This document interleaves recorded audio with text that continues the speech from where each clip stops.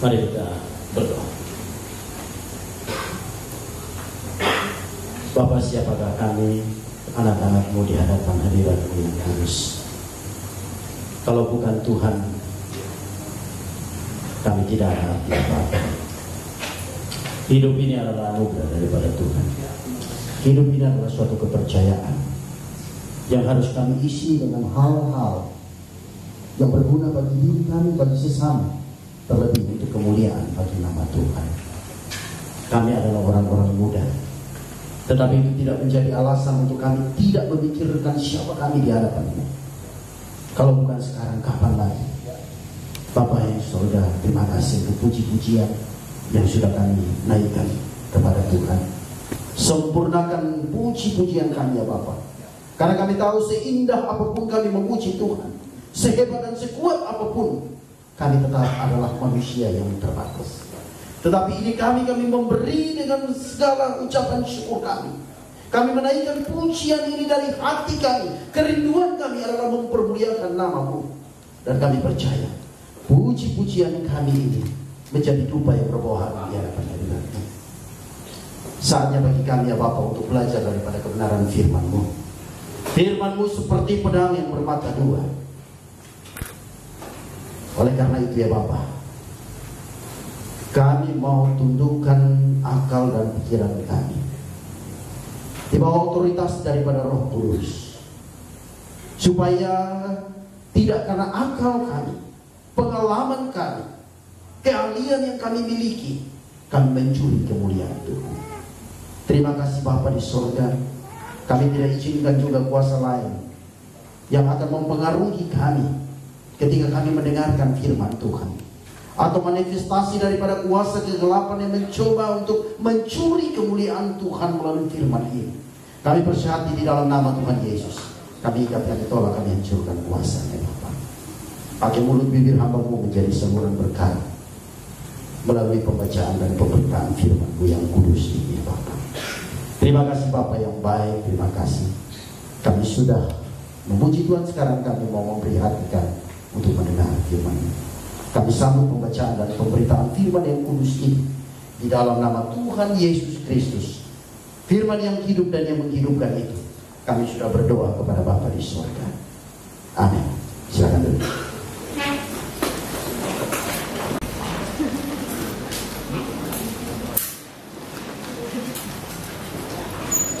Shalom. Selamat malam kepada kita sekalian. Ketika saya mahasiswa teologi, kemudian setelah saya tamat, saya berkecimpung di dunia pendidikan di sekolah teologi. Jadi saya ingat kira-kira itu sudah sekitar 8-10 tahun yang lalu. Hari ini baru saya kembali lagi merasakan berdiri dari jam 7 sampai setengah 8 lewat. Biasa senang sih kalau khotbah dari awal sampai akhir 1,5 jam juga biasanya berdiri. Hari ini luar biasa.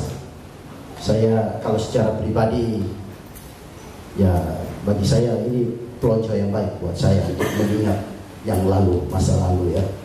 Ternyata saya tidak sekuat yang dulu lagi. Kaki saya sebenarnya sudah gemetar. Tapi kalau saya duduk, nanti kalian juga ikut duduk, kasihan ya di sini tadi. Itu kira-kira. Tapi ya oke. Itu sesuatu yang baik juga untuk melatih saya. Baik saudara yang dikasih oleh Tuhan Yesus Kristus, pembacaan firman Tuhan bagi kita sekalian pada saat ini dari kitab Mazmur, pasalnya yang ke-71.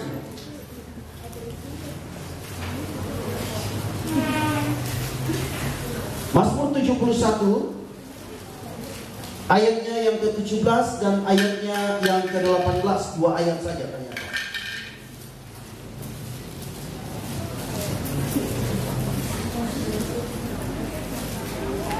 Saya mencoba untuk tidak karena saya tahu kalian masih banyak kegiatan, ada mengisi acara, karena saya sudah dikasih tahu tadi kita mulai tepat waktu karena acara kita akan panjang.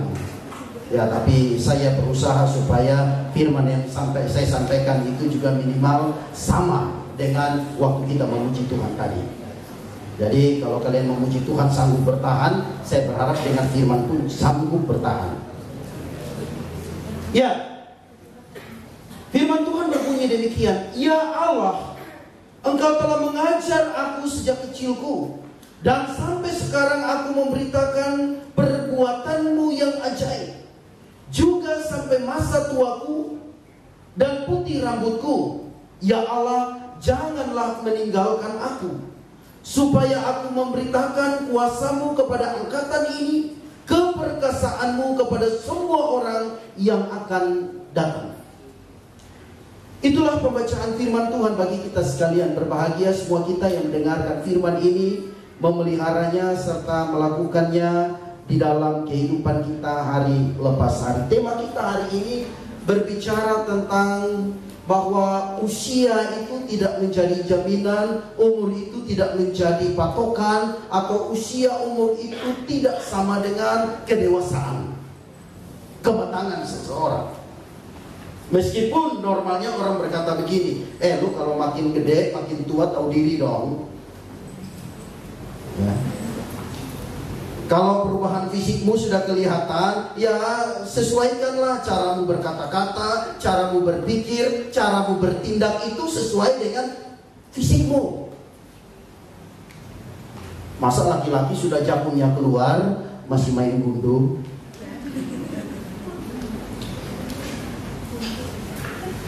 Main robot-robotan, gak level katanya kita. Memang normalnya seperti demikian. Harusnya seperti demikian ketika kita melihat bahwa di dalam tubuh kita ada terjadi perubahan demi perubahan. Oh, berarti saya mulai berpikir bahwa saya telah mengalami pertumbuhan yang diizinkan oleh Tuhan. Umumnya kita di sini sudah melewati fase kanak-kanak, remaja. Sekarang sudah mulai pradewasa. Berarti ada satu tuntutan yang mengikuti, ada suatu konsekuensi logis dari pertumbuhan yang kita alami.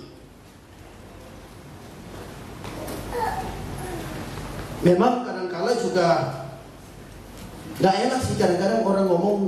Satu sisi orang bilang begini, lu udah tua, umur udah banyak, tapi kok kelakuan seperti anak-anak sih. Itu gak enak banget kalau kita diomongin begitu. Tapi kadang-kadang juga ada orang mengatakan begini, ya umur masih gini, mukanya boros amat sih. Atau mukanya begini, tapi kok umurnya baru segini, paksa dewasa. Karena mungkin orang melihat bahwa kelakuan kita, sikap kita itu tidak sepadan dengan apa yang normal dilakukan oleh orang-orang seusia itu. Jadi ini menjadi semacam sulit ya. Kita harus menempatkan diri. Orang menuntut sesuatu yang normal, tetapi kadang-kadang yang normal itu juga tidak mungkin atau tidak bisa kita capai. Saudara, Mazmur ini sebenarnya berbicara tentang doa dari seseorang pemazmur. Kalau Mazmur 70 itu merupakan doa dari Daud, maka Mazmur 71 pun diperkirakan para teolog mengatakan bahwa ini kemungkinan juga adalah Mazmur daripada yang ditulis oleh Daud. Pemazmur sementara menempatkan dirinya sebagai seorang yang sudah di usia lanjut. Dia sementara bergumul dengan kehidupannya di masa tuanya. Dia sementara berdoa kepada Tuhan, meminta kepada Tuhan untuk memberikan kepada dia kekuatan. Itu berarti, saudara, memang harus diakui, orang yang sudah usia lanjut, orang yang sudah makan garam, asam dikatakan kehidupan, orang yang sudah matang di dalam segala hal, tetapi kadang-kadang masih melo dalam kehidupan. Berkali-kali saya dapati orang katakan, Pak Pendeta, tolong dong doain mama saya ini. Nanti kalau saya yang kasih tahu, marah pula dia sama aku. Padahal apa yang dia alami ini sesuatu yang wajar, dia harus tua. tua, harus rambut putih, harus mengalami sakit penyakit. Artinya dia katakan, kalau nanti ku bilang mama pasti mati, nanti mama juga marah sama aku. Jadi mama ini jadi melo sekali.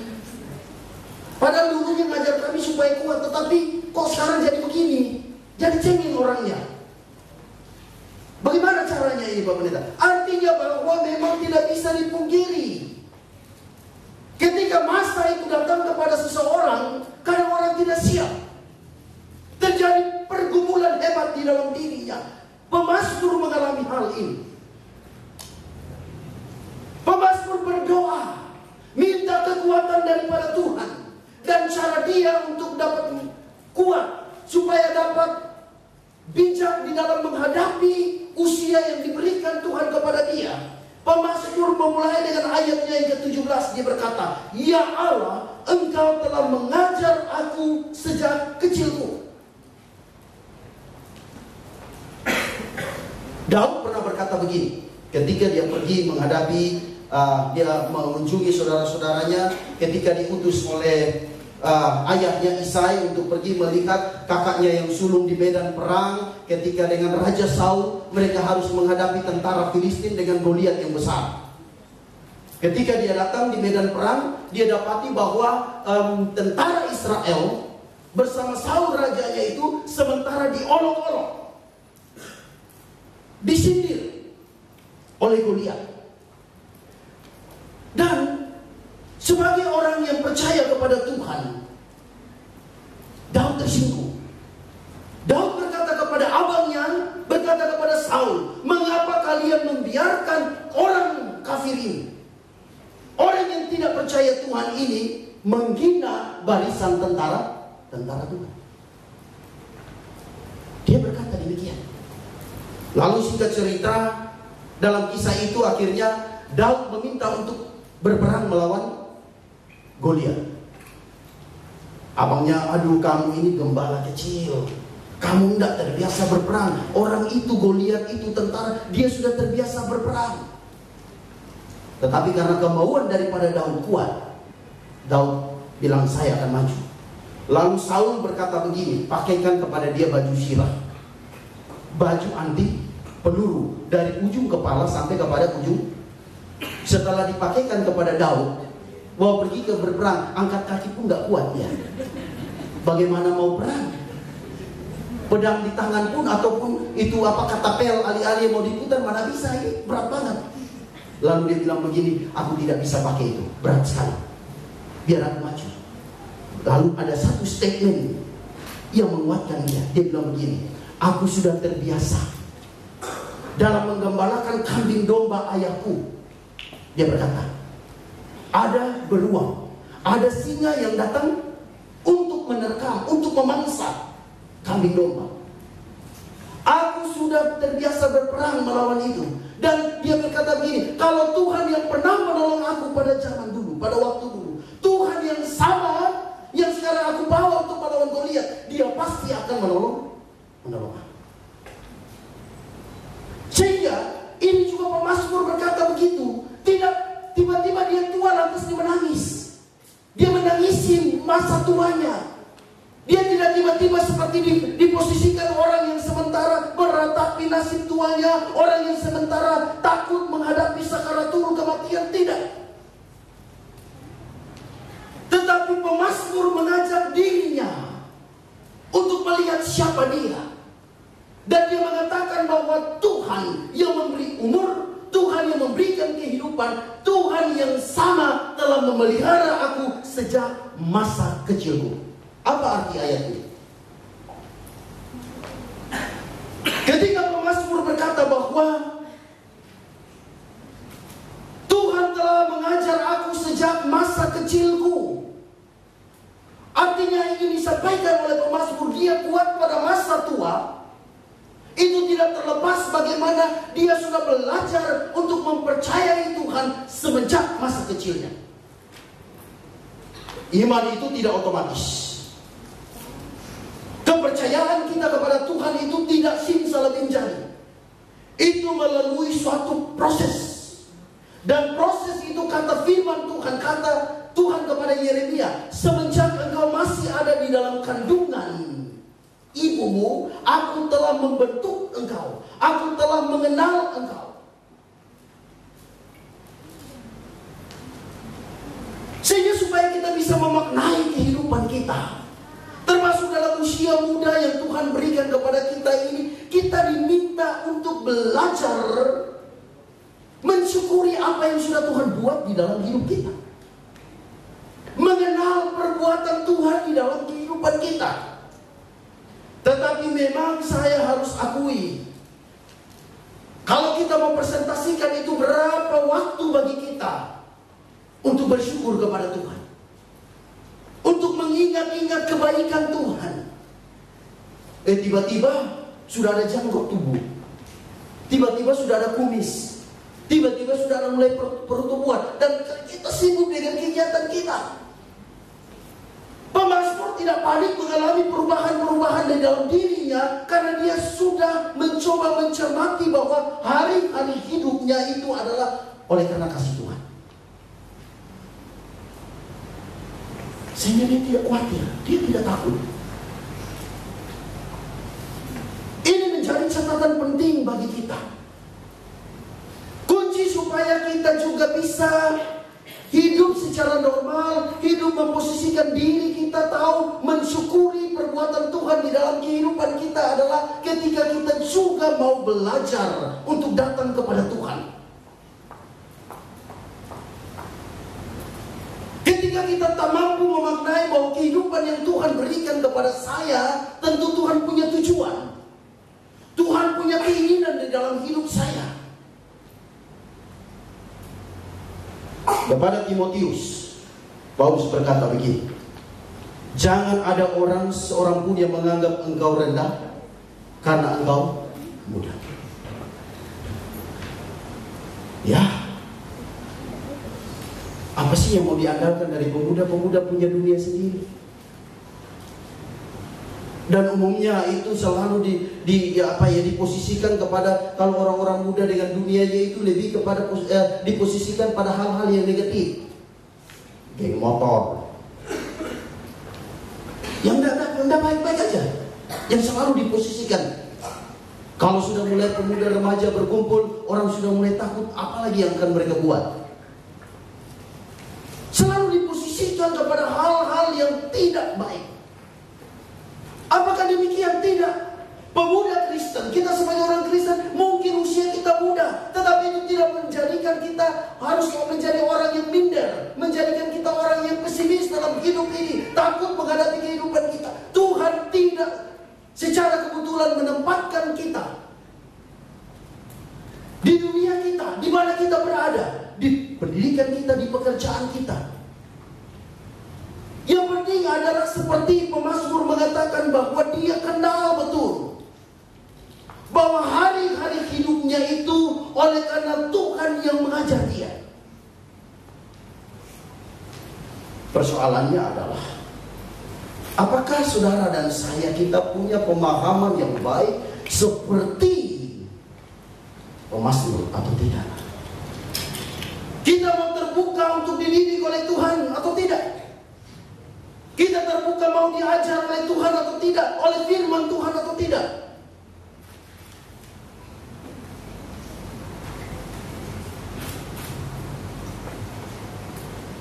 Bukankah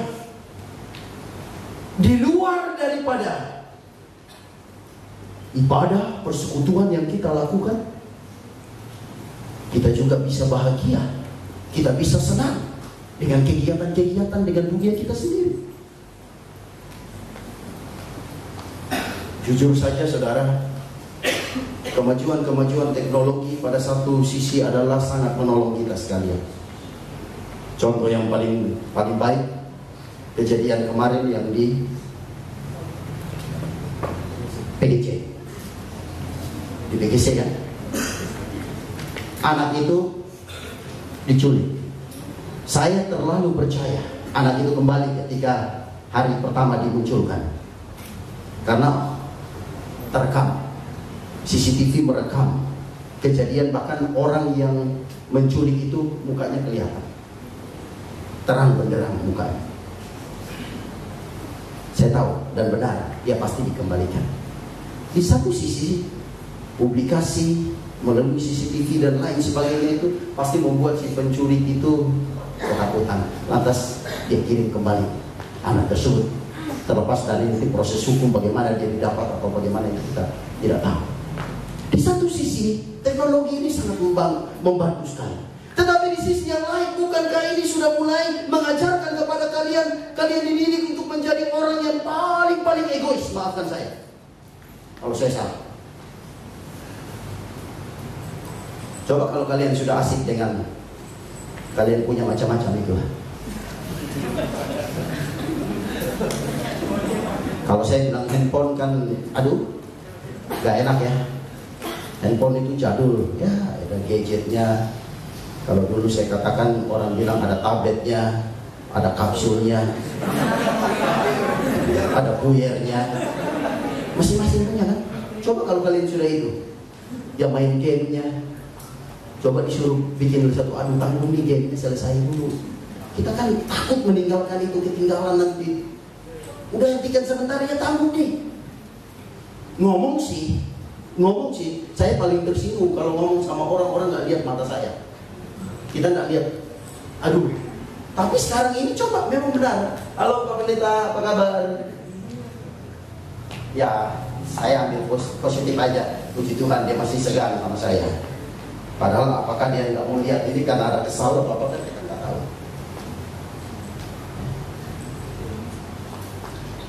Oh iya Pak, gimana Pak ya kabarnya? Jangan lupa Pak ya hari tanggal 22 Pak khotbah ya. Ini. Tapi tangannya, matanya di sini ngomong sama pendeta. Zaman dulu kami orang tua kalau ngomong kalian tidak perhatikan gitu udah ditimbuk sepatu kalian. Tapi ini yang terjadi sekarang. Bagaimana kita bisa mensyukuri diri kita sendiri kalau kita sudah mulai membangun dunia kita sendiri? Ya betul sih, selama saya nggak mengganggu kamu dan kamu nggak mengganggu saya, ya fine-fine saja. Apakah begitu demikian?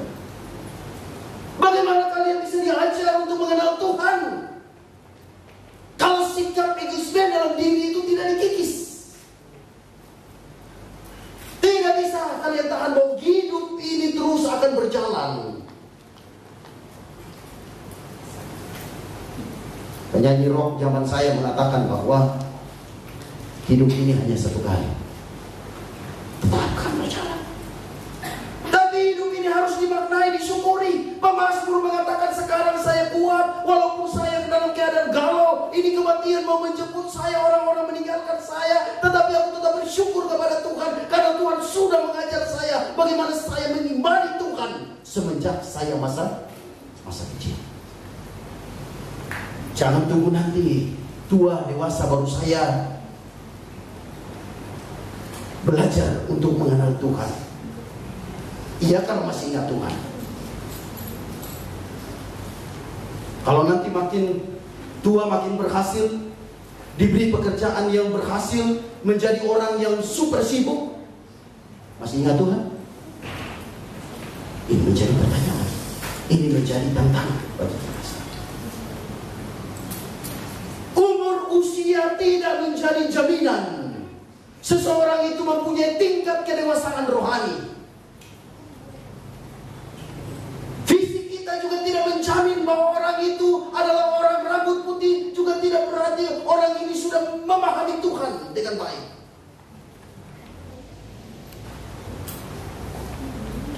Sesuatu yang berbeda.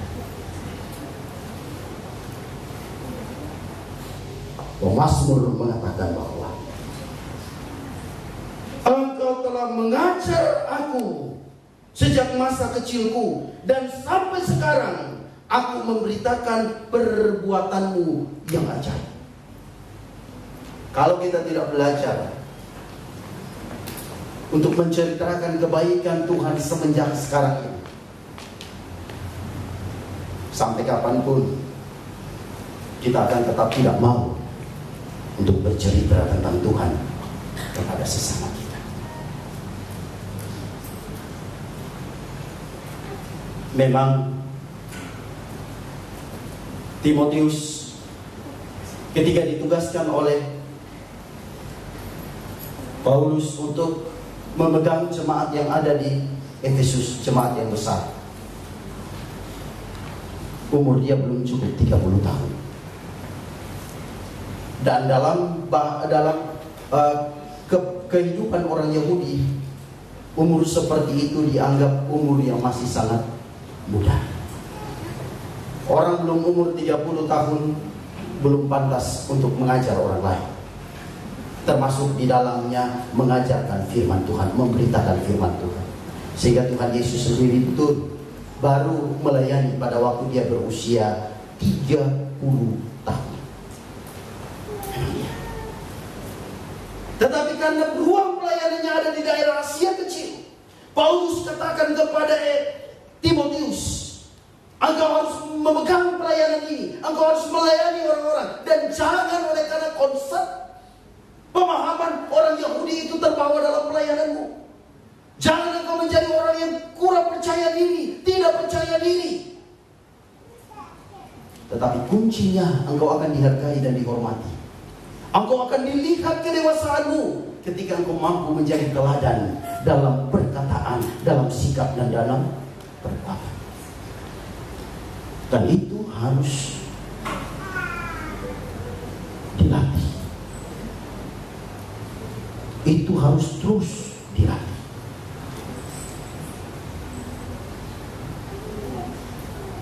Dalam kitab Ibrani pasal 5 ayat 12 sampai 14, penulis Ibrani juga pernah menegur orang-orang percaya yang ada di perantauan. Kepada orang-orang Ibrani dia berkata begini, sebab sekalipun kamu ditinjau dari sudut waktu, sudah seharusnya menjadi pengajar, kamu masih perlu diajarkan asas-asas pokok dari penyataan Allah. Dan kamu masih memerlukan susu, bukan makanan keras. Sebab barang siapa masih memerlukan susu, ia tidak memahami ajaran tentang kebenaran, sebab ia adalah anak kecil. Tetapi makanan keras adalah untuk orang dewasa, yang karena mempunyai panca indera yang terlatih untuk membedakan yang baik dan yang jahat. Penulis Ibrani menegur orang-orang Ibrani yang ada di perantauan. Kalian seharusnya sudah dewasa secara iman, karena usia kalian bukan lagi orang muda. Tetapi kalian masih memerlukan susu. Kalian tidak meminta makanan keras. Kalian masih mau dinina-bobokan. Kalian masih mau diperlakukan dengan cara-cara yang lemah, yang sesungguhnya tidak membangun iman kalian.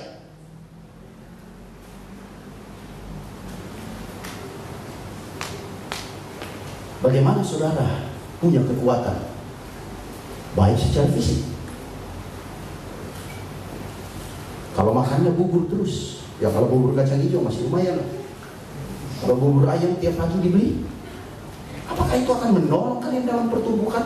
Tidak.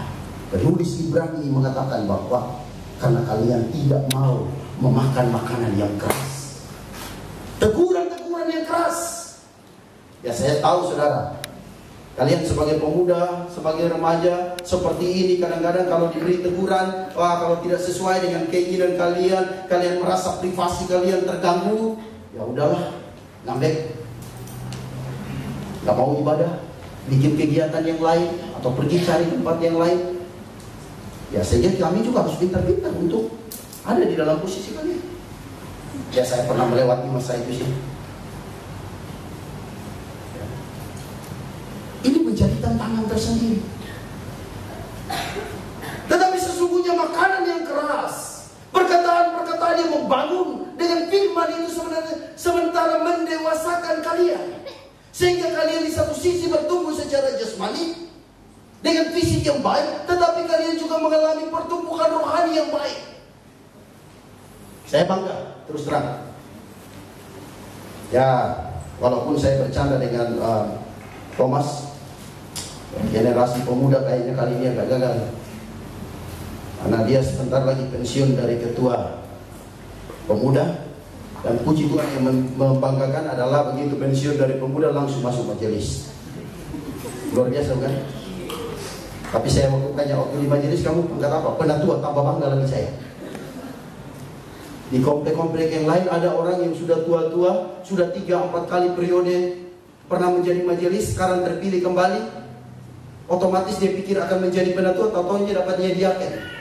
Ada yang telepon saya, Pak Pendeta bagaimana ini? Wah, saya nggak punya hak, itu intern. Karena orang masih berpikir bahwa penatua itu sepertinya lebih tinggi daripada diaken. Ini menjadi masalah ya. Dia muda-muda sudah jadi penatua, maunya saya harus diaken dulu belajar. Tapi langsung penatua, hebat ya. Tapi ketika saya tanya, kamu menangani apa di kemajelisan di angkasa? Mengenai pemuda. Makanya saya katakan tadi regenerasinya agak gagal karena keluar dari pemuda, urus lagi pemuda.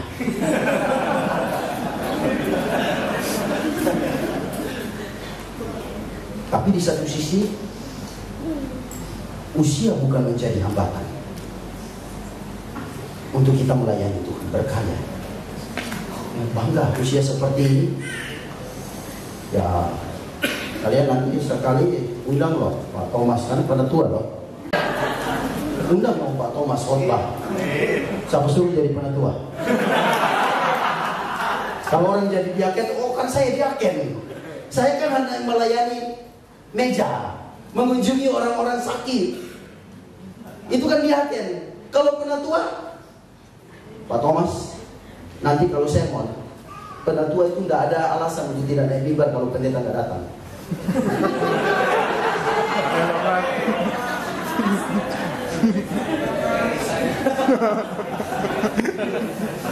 Ini bukan nakut-nakuti loh.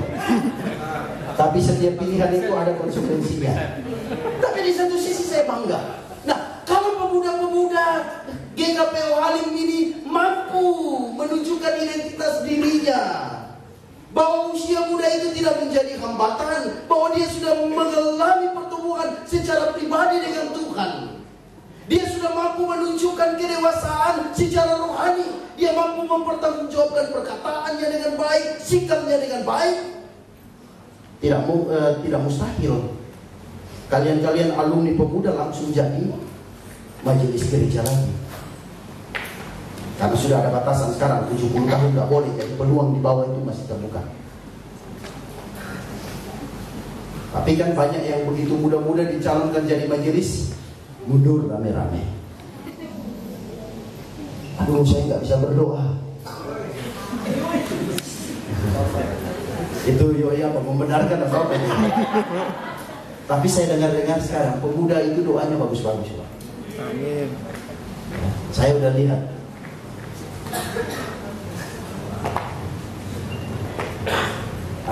Ada seorang yang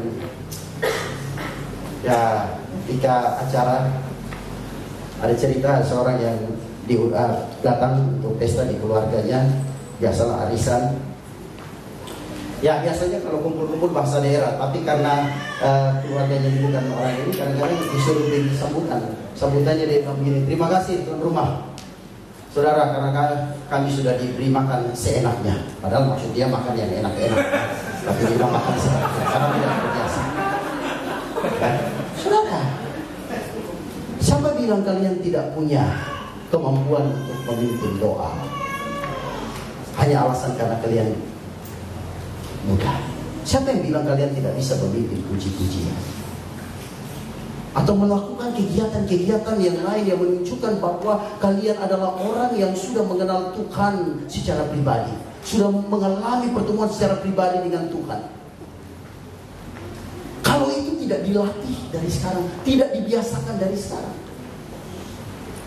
dan kita punya kesempatan. Urusan-urusan pemuda, komisi pemuda yang ada ini menjadi ruang bagi kita untuk kita melatih diri kita, supaya kita mengalami pertumbuhan di dalamnya. Ini menjadi tetap. Perhatikan kembali kepada Mazmur pasal ke-71 ayat 18. Juga sampai masa tuaku dan putih rambutku, ya Allah, janganlah meninggalkan aku, supaya aku Kamu memberitakan kuasamu kepada angkatan ini.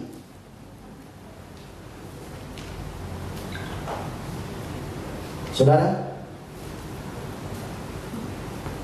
regenerasi itu pasti akan terjadi. Tongkat estafet itu pasti akan dioper. Nah, mungkin tongkat itu akan kalian pegang terus. Kalian nggak bisa tahan. Kalian mau tahan tetapi umur nggak bisa ditahan. Ya. Itu pasti akan dioper kepada. Makanya pemazmur mengatakan supaya apa? Supaya aku dapat memberitakan kuasamu kepada angkatan ini, kepada semua orang yang akan datang. Kalau kita bisa mampu melewati masa-masa muda kita dengan baik, kita meninggalkan kesan yang baik, meninggalkan teladan yang baik, menunjukkan siapa kita yang sebenarnya di hadapan Tuhan. Integritas kita mampu kita tunjukkan. Maka saya percaya orang tidak akan mengatakan, jangan sok rohani lu paksa dewasa lu. Ntar nanti kalau kena batunya baru memble. Ya, karena memang saya punya pengalaman, saudara. Ketika saya masuk sekolah teologi, saya seringkali karena saya datang dari Kupang itu tidak pakai istilahnya rekomendasi dari satu persekutuan dari gereja, datang aja sekolah teologi. Karena almarhum ayah saya, ibu saya mengatakan, lebih baik kamu pergi sekolah teologi lah di Jakarta lah, anggap aja itu kursus lah. Daripada kamu tinggal di Kupang tambah rusak, tambah jahat, lebih baik pergi aja lah. Jahat banget sih enggak sih, nakal sih enggak sih. Tapi kalau barometernya ketika urus surat kelakuan baik ke RT, ke RW, RT tanya kepada saya, tetangga kami, kamu mau kemana? Sekolah teologi. Biasanya loh, biasanya itu mereka akan tanya, kamu mau sekolah teologi kemana? Ke STT Jakarta atau ke STT I3 di Batu Malang? Di luar daripada itu, orang Kupang anggap sekolah teologi, di luar daripada dua sekolah itu atau Satya Wacana, Duta Wacana yang ada di Jawa Tengah, itu sekolah sesat. Itu maaf, ini saya ngomong apa adanya. Itu dulu zaman saya. Sekolah teologi di luar dari yang mereka kenal itu sesat. Tapi begitu saya diminta surat kelakuan baik untuk bisa berangkat, mereka tidak tanya. Mereka tanya mau sekolah di mana? Di Jakarta. Mereka tidak tanya sekolah di mana. Kamu mau sekolah teologi? Ya benar, sekolah teologi. Iya. Lantas dibilang sama sekretaris, cepat buat surat kelakuan baik buat dia. Lebih baik dia cepat pergi daripada tinggal di sini.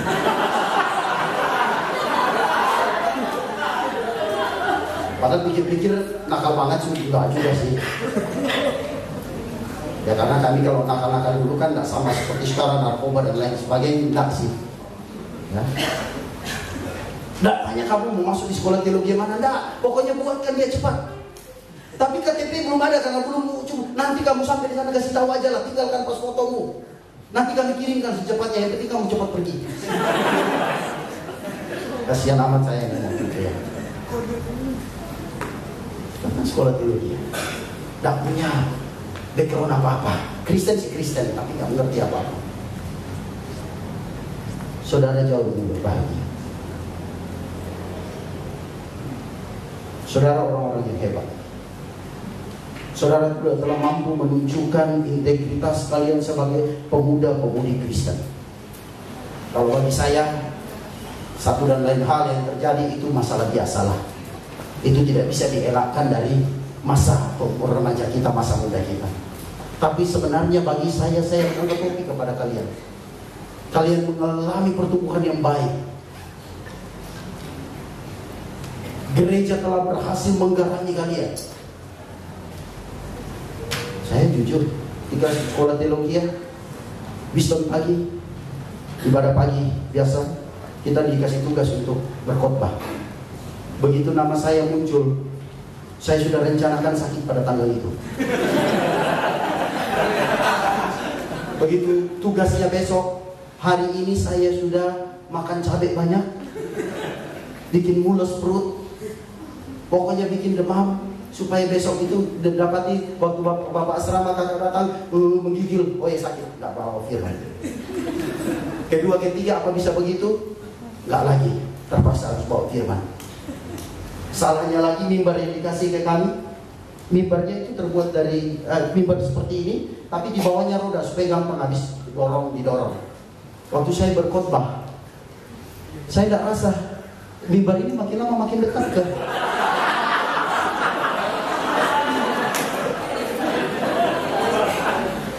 Teman saya yang perempuan satu, padahal itu mau dikata kadar rohaninya jauh lebih hebat dari saya, karena dia orang persekutuan doa. Saking groginya, dia pikir oh biasa. Begitu masuk mau khotbah pagi-pagi, saking groginya, setelah baca firman bikin temanya dia bilang begini, ya tema kita pada pagi hari ini adalah kuasa setan mengalahkan kuasa Tuhan.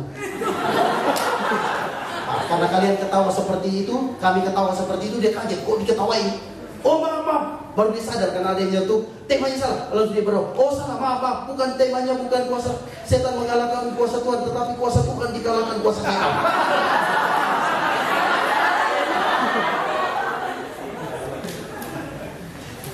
Dia mengulang satu hal itu. Saudara, tidak mudah. Tidak simsalabim kalian akan menjadi orang-orang yang dewasa di dalam Tuhan. Orang-orang yang dikatakan seperti surat-surat Kristus yang terbuka perlu pelatihan. Dan pelatihan itu dimulai dari mana kalian ada terlibat dalam kegiatan-kegiatan.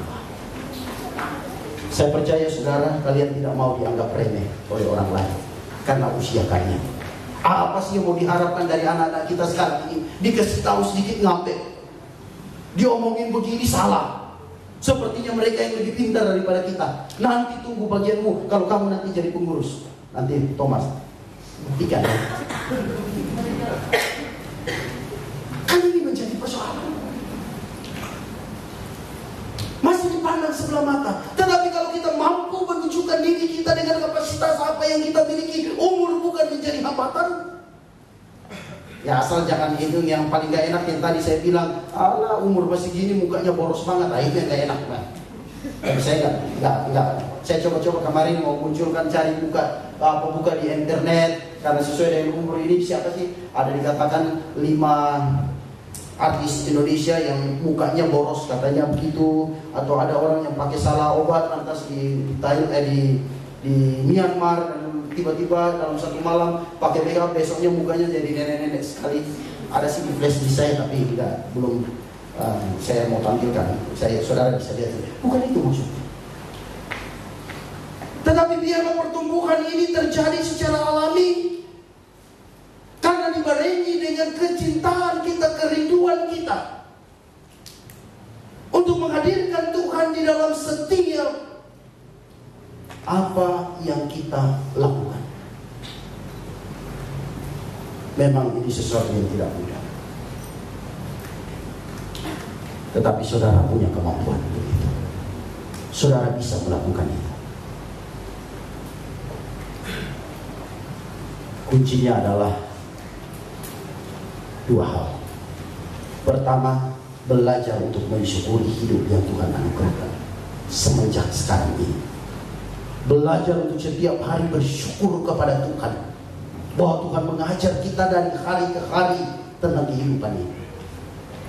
Tetapi yang kedua, kita harus tahu bahwa Tuhan punya tujuan di dalam kehidupan kita masing-masing. Setidak-tidaknya pemazmur mengatakan, supaya aku bisa memberitakan tentang kekuatan kuasa-Mu kepada orang-orang ini, kepada generasi yang akan datang. Setidak-tidaknya kalian tahu, kita tahu bahwa Tuhan punya rencana dalam hidup kita, supaya kita bisa sharekan pengalaman-pengalaman hidup kita. Bagaimana pertolongan Tuhan di dalam kehidupan kita. Saudara, siapa sih di antara kita yang tidak punya masalah? Semua kita punya masalah. Tetapi kalau saudara dan saya hari ini ada, kita harus mengakui bahwa karena Tuhan sudah melepaskan kita dari masalah. Itu sesuatu kekayaan yang bisa kita ceritakan. Tidak tunggu harus sekolah teologi, tidak tunggu harus kursus Alkitab. Tidak perlu itu. Tetapi pengalaman yang hidup yang Tuhan izinkan kita alami, bagaimana Tuhan memampukan kita, menguatkan kita ketika ada godaan, ada cobaan hidup kepada kita, itu yang bisa kita ceritakan pada adik-adik kita. itu menunjukkan bahwa saudara telah memenuhi rencana Tuhan di dalam kehidupan saudara. Saudara telah mampu memaknai kehidupan yang Tuhan berikan kepada saudara.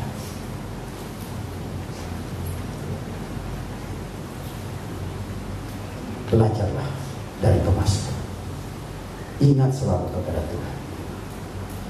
Dan belajar untuk memuliakan Tuhan melalui, supaya orang tidak pernah menganggap bahwa generasi muda, pemuda GKPO Halim Perdana Kusuma orang yang cuek, orang yang tidak peduli. Tidak. Kita bisa memberi kontribusi nyata dalam pembangunan jemaat sekarang dan seterusnya. Tuhan Yesus memberkati kita. Amin.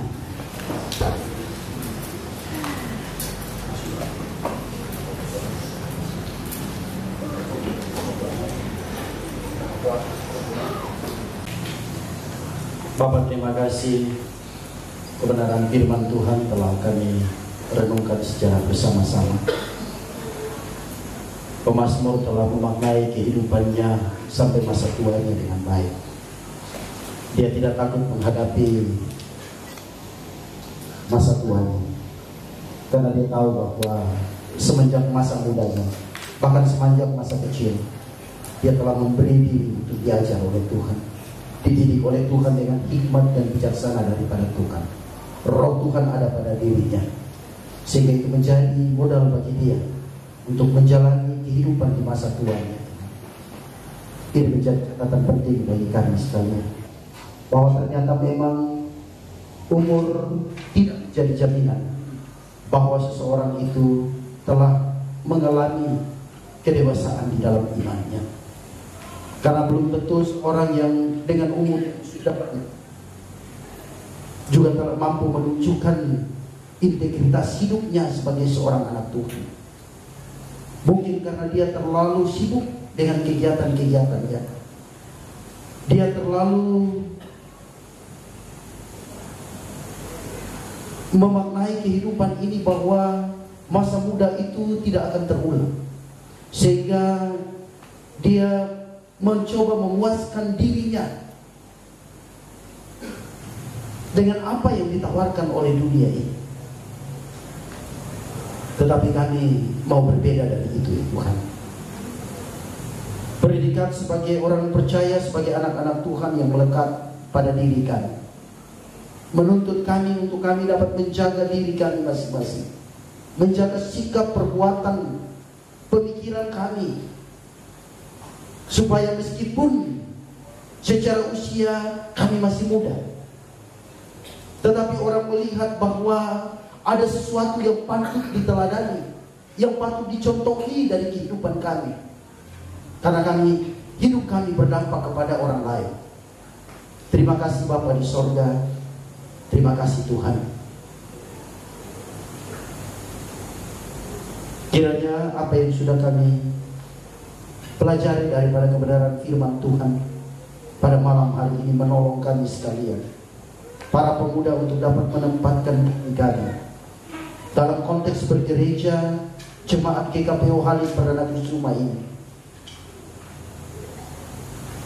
Pemuda dapat memberikan kontribusi yang nyata dalam pembangunan jemaat ini, dalam pertumbuhan iman daripada jemaat ini, melalui kegiatan-kegiatan yang kami lakukan.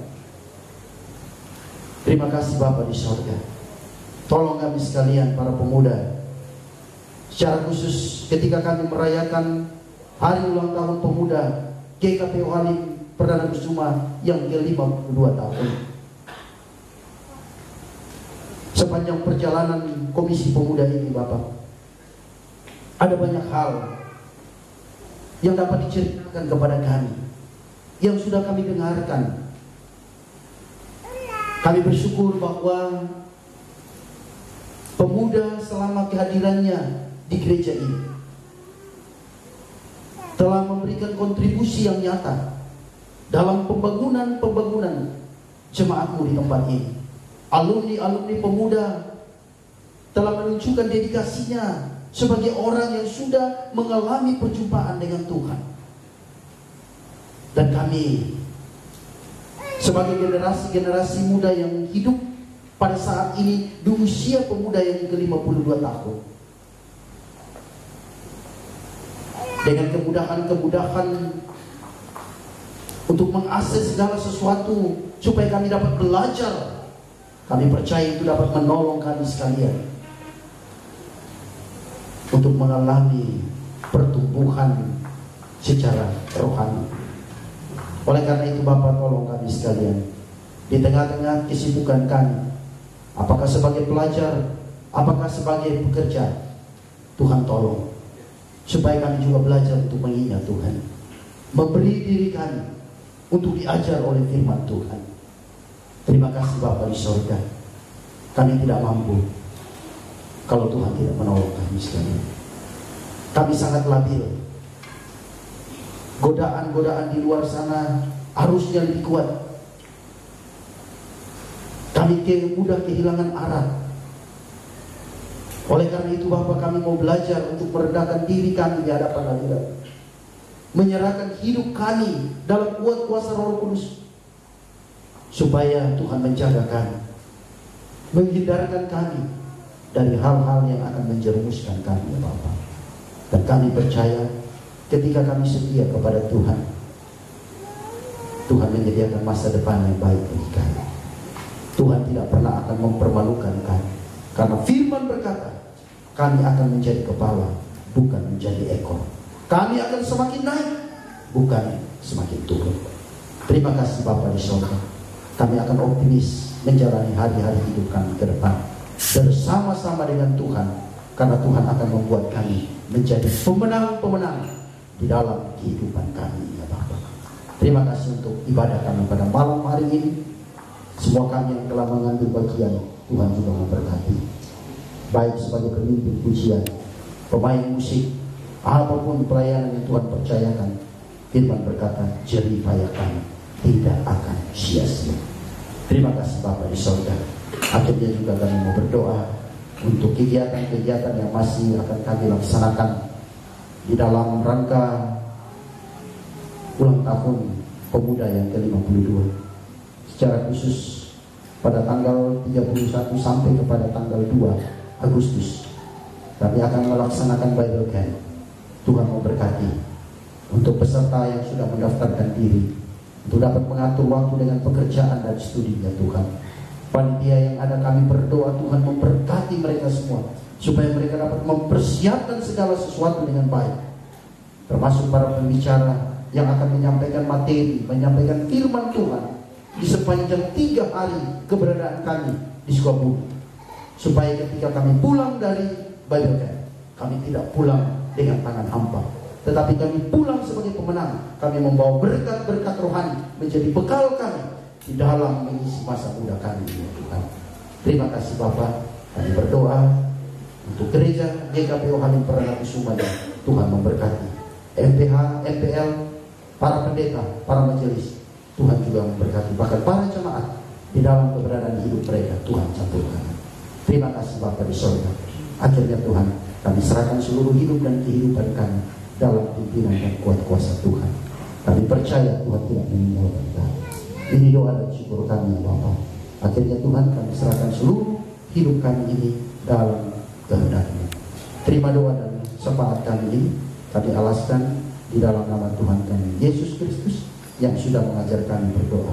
Bapa kami yang di surga, dikuduskanlah nama-Mu, datanglah kerajaan-Mu, jadilah kehendak-Mu di bumi seperti di surga. Berikanlah pada hari ini makanan kami yang secukupnya, dan ampunilah kami akan kesalahan kami, seperti kami juga mengampuni orang yang bersalah kepada kami. Jangan membawa kami ke dalam pencobaan, tapi lepaskanlah kami daripada yang jahat. Karena Engkau yang punya kerajaan dan kuasa dan kemuliaan sampai selama-lamanya. Amin. Saya jemput kita semua untuk berdiri. Kita akan akhiri ibadah ini. Mari kita akhiri dengan mengarahkan hati kita kepada Tuhan. Kita akan menerima berkat daripada Tuhan, bahwa Tuhan memberkati engkau dan melindungi engkau. Tuhan menyinari engkau dengan wajahnya dan memberi engkau kasih karunia. Tuhan menghadapkan wajahnya kepadamu dan memberi engkau damai sejahtera malam ini sampai Maranatha Yesus akan kembali, bahkan sampai selama-lamanya. Amin. Amin. Tuhan Yesus diberkati.